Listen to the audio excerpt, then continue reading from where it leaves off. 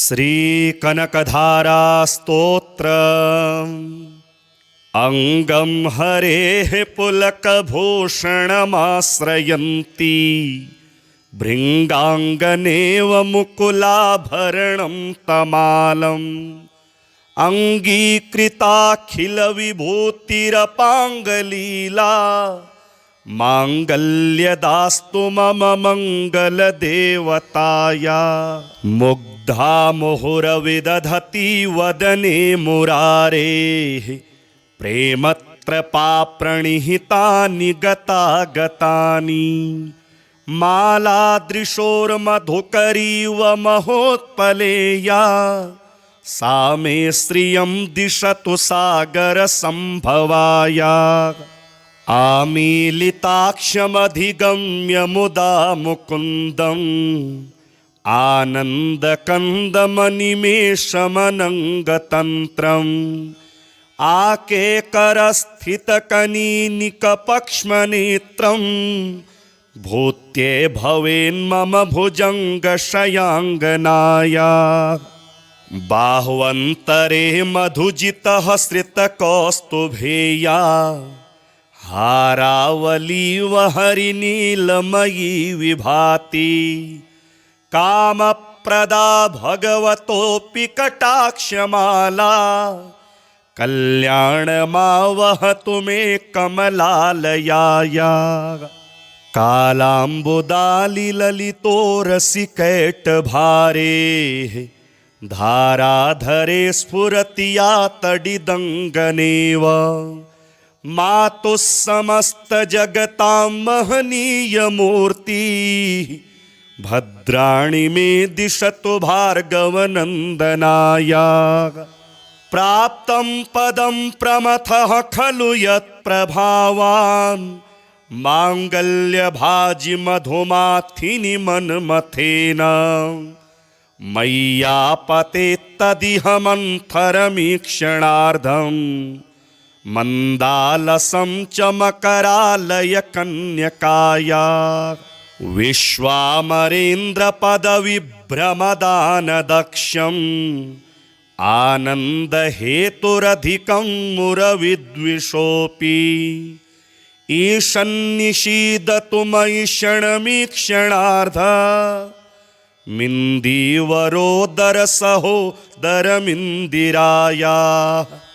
इष्टाविशिष्टमतयोऽपि यया दयार्द्र दृष्ट्या त्रिविष्टपपदं सुलभं लभन्ते दृष्टिः प्रहृष्टकमलोदरदीप्तिरिष्टां पुष्टिं कृषिष्ट मम पुष्करविष्टराया।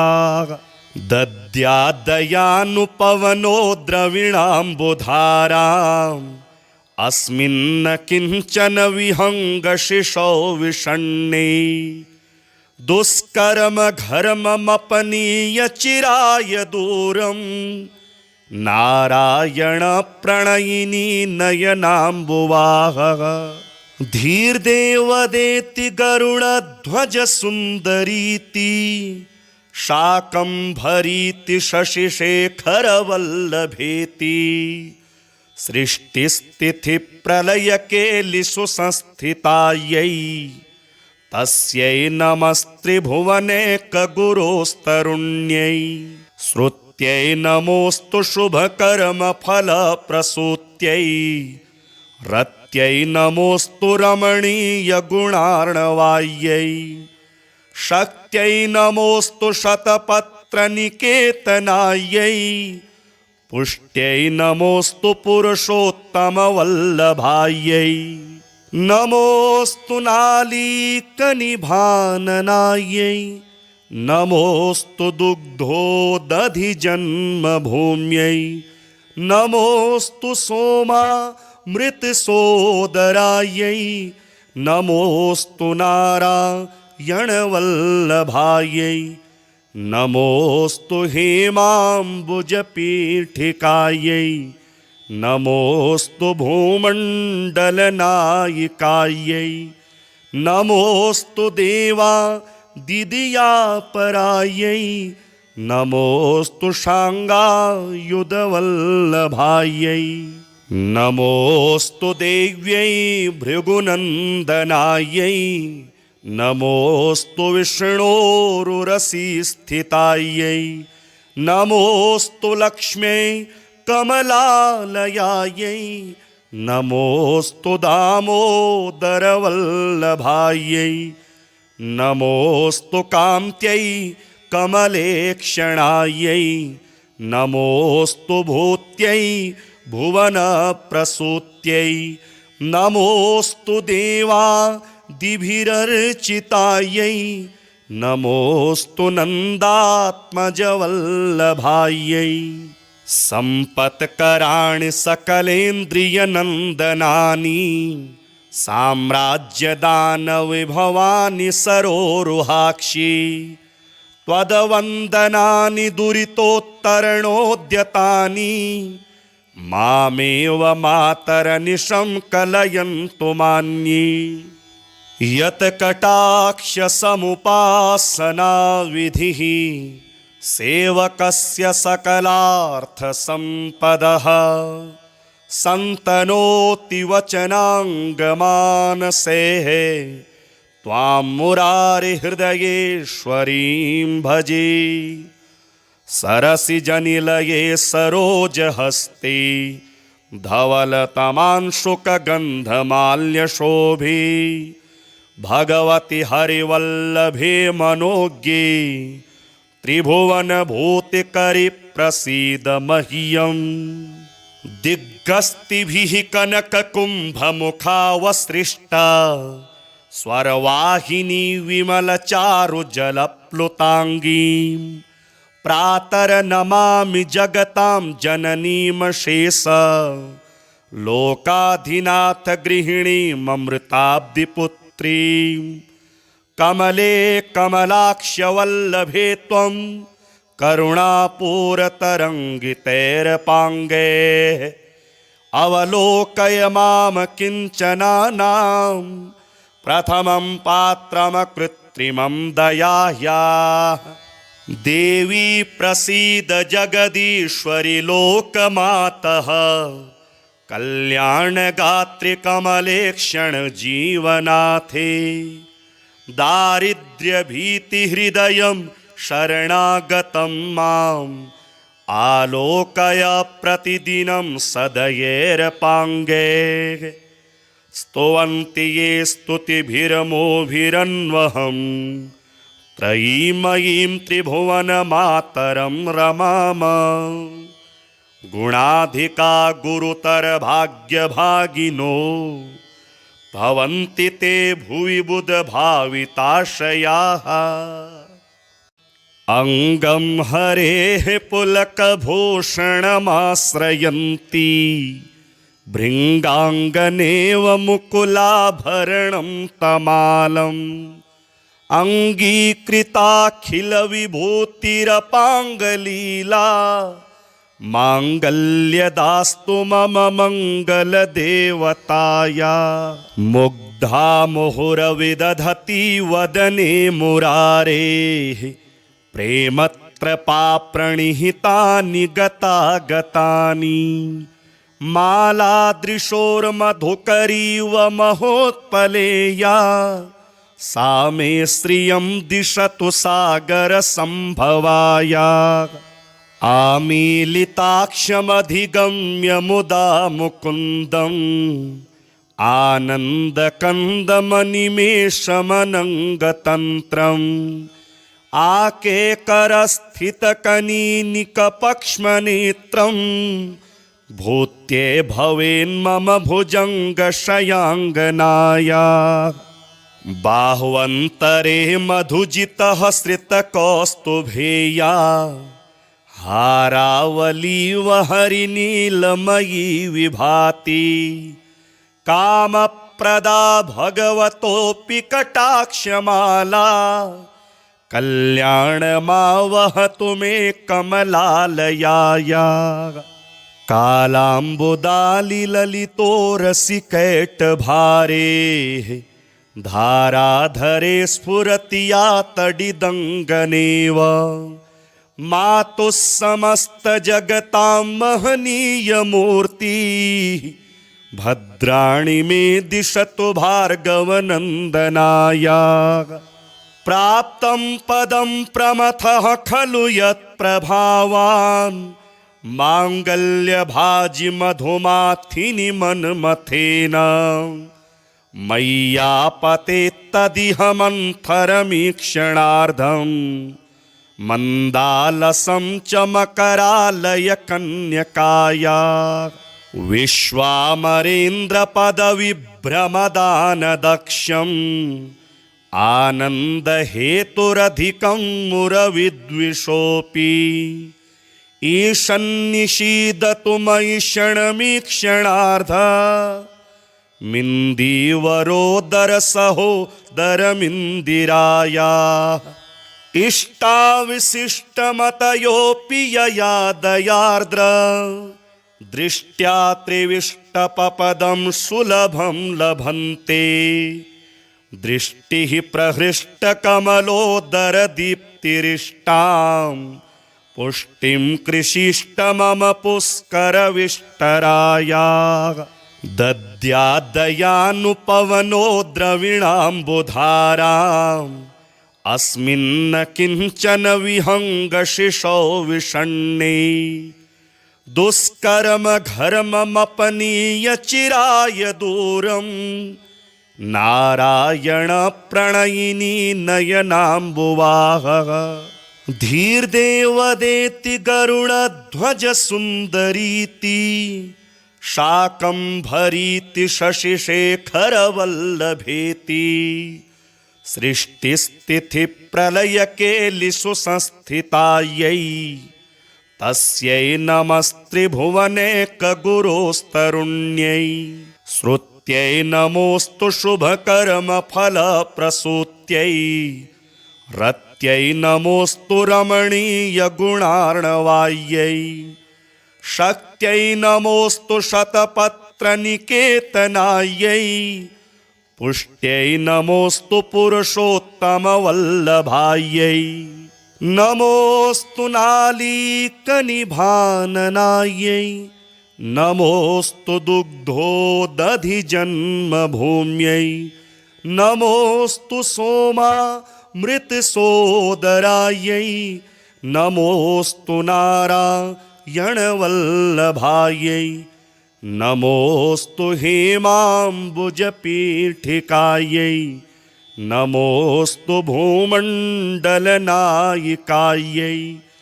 नमोऽस्तु देवादिदियापरायै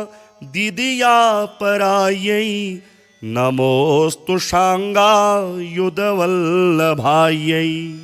नमोऽस्तु देव्यै भृगुनन्दनायै नमोऽस्तु विष्णोरुरसिस्थितायै।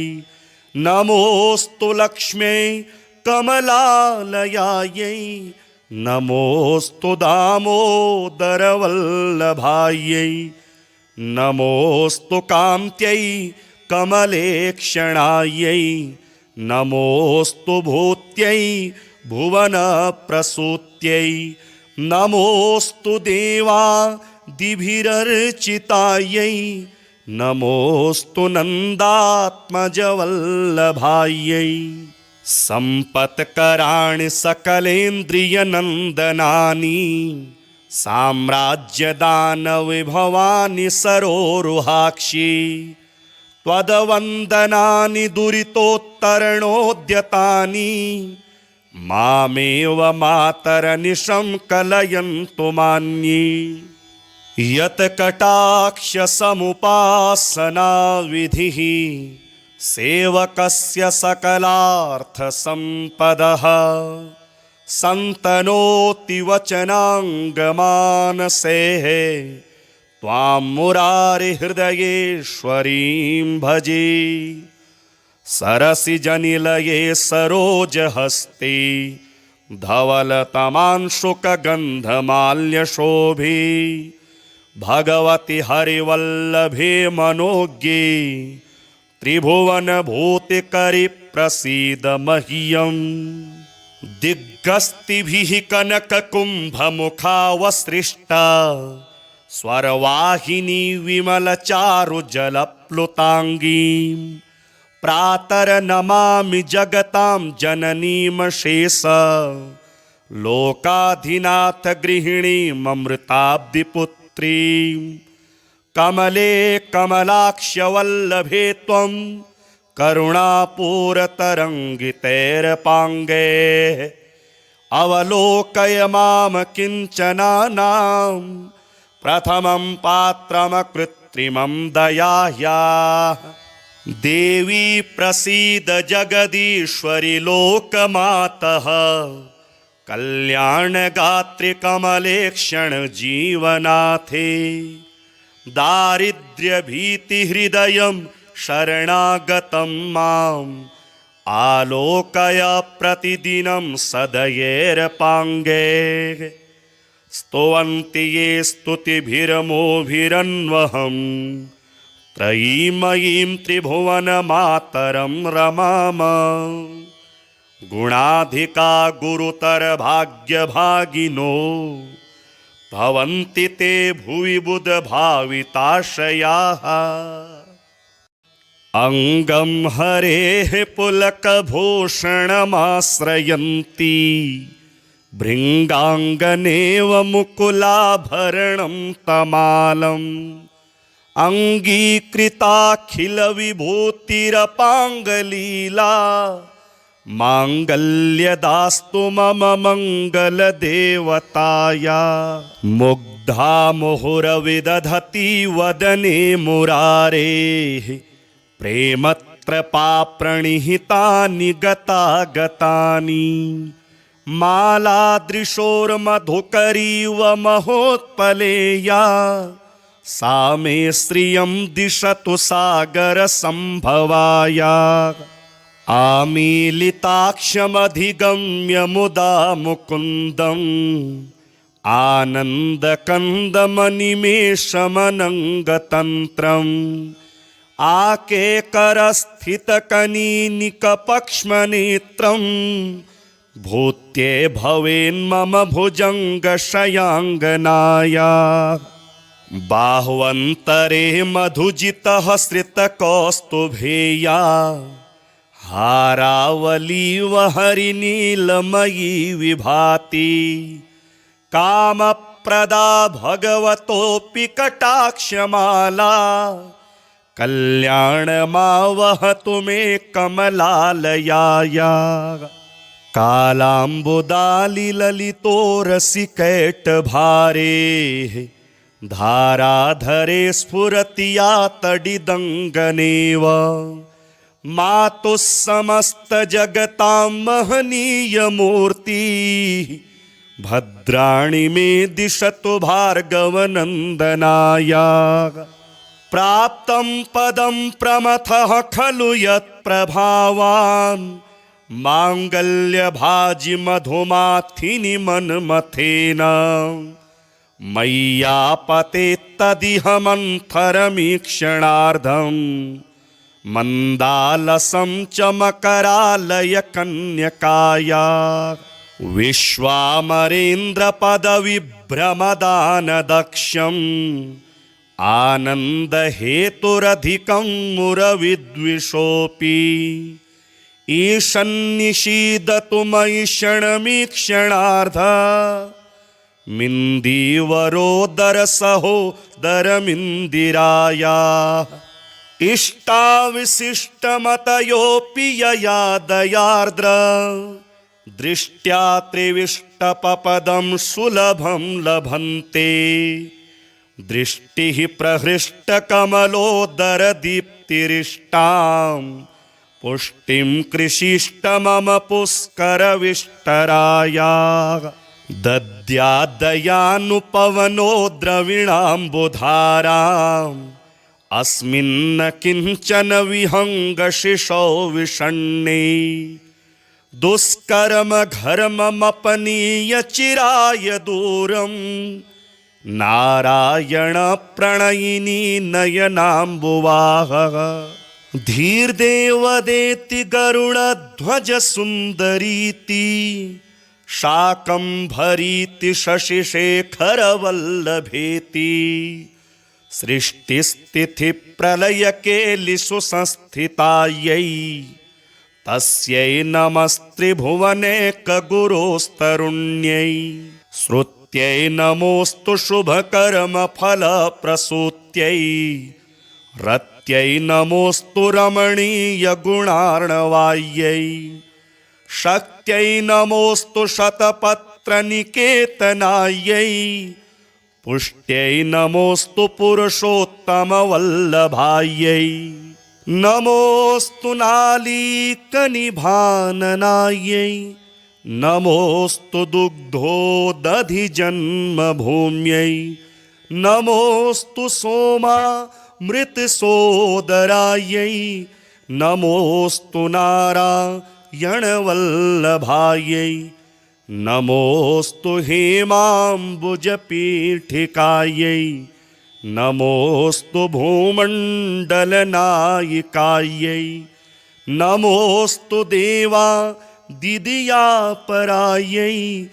नमोऽस्तु शाङ्गायुधवल्लभायै नमोऽस्तु देव्यै भृगुनन्दनायै नमोऽस्तु विष्णोरुरसिस्थितायै नमोऽस्तु लक्ष्म्यै कमलालयायै नमोऽस्तु दामोदरवल्लभायै नमोऽस्तु कान्त्यै कमलेक्षणायै नमोऽस्तु भूत्यै भुवनप्रसूत्यै नमोऽस्तु देवादिभिरर्चितायै नमोऽस्तु नन्दात्मजवल्लभायै सम्पत्कराणि सकलेन्द्रियनन्दनानि साम्राज्यदानविभवानि सरोरुहाक्षि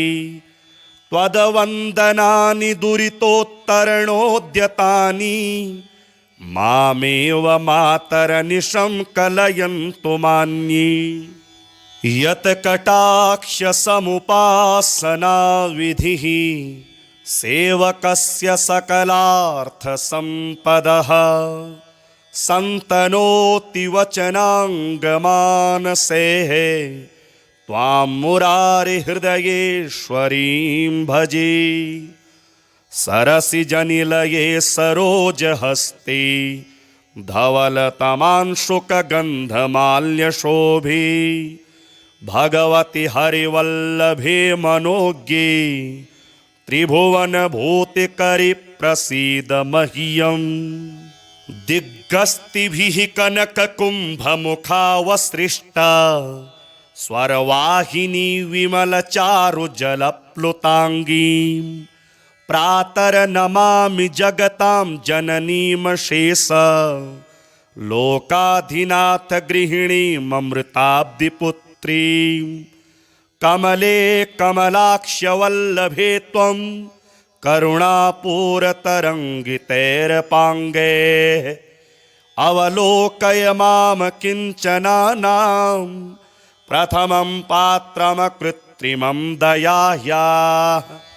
देवी प्रसीद जगदीश्वरि लोकमातः कल्याणगात्रि कमलेक्षण जीवनाथे दारिद्र्यभीतिहृदयं शरणागतं माम् आलोकय प्रतिदिनं सदयेरपाङ्गे स्तुवन्ति ये स्तुतिभिरमोभिरन्वहं त्रयीमयीं त्रिभुवनमातरं रमाम गुणाधिका गुरुतर भाग्यभागिनो भवन्ति ते भुवि बुधभाविताशयाः।